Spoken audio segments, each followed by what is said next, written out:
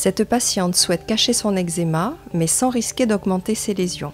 Pour Émilie qui a une dermatite atopique excoriée avec de nombreuses allergies, le maquillage ne sera possible qu'à la condition de choisir des produits très hypoallergéniques et de ne les utiliser qu'en petite quantité. Pour ne pas augmenter la sécheresse cutanée et les démangeaisons, le maquillage doit être léger et les textures des produits non asséchantes. La base de maquillage est une étape à ne pas négliger. Elle assouplit la peau, atténue les squames et la sécheresse cutanée. Préférez une crème hypoallergénique afin de limiter le risque de réaction allergique. L'étaler sur le bout des doigts avant de l'appliquer délicatement sur le visage. Terminez en lissant du centre vers les contours du visage, sans oublier le cou. Optez pour un fond de teint correcteur fluide afin de ne pas accentuer la sécheresse cutanée. L'application à l'éponge est intéressante pour un effet flouteur. Déposez le fond de teint par touche sur le visage, tapotez pour unifier, puis lissez vers les contours. Pour mieux dissimuler les squames présentes sur les lésions de grattage, tapotez tout simplement.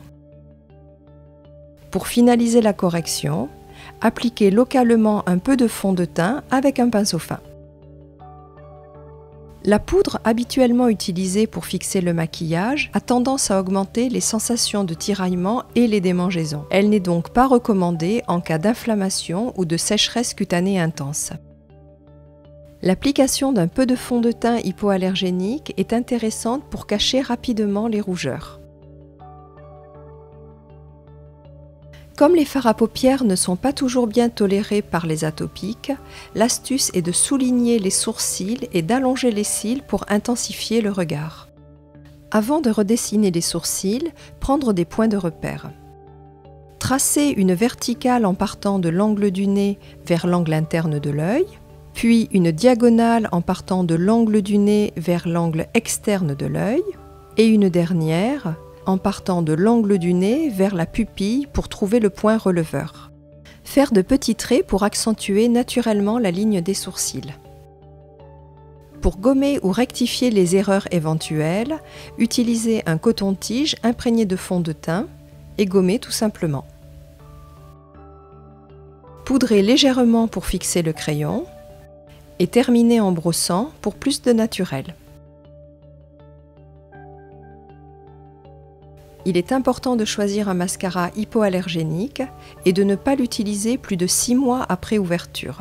Pour une application optimale, commencez par la frange des cils de la paupière inférieure, faire des zigzags avec la brosse pour déposer le mascara à la base des cils, terminez en remontant la brosse sur les cils pour les allonger et les séparer. Le regard est intensifié sans pour autant avoir eu recours à des fards à paupières. Pour maquiller la bouche, il est important d'accentuer le contour afin d'augmenter le contraste lèvres-peau. Préférez un crayon qui permet un maquillage plus longue tenue que le rouge à lèvres.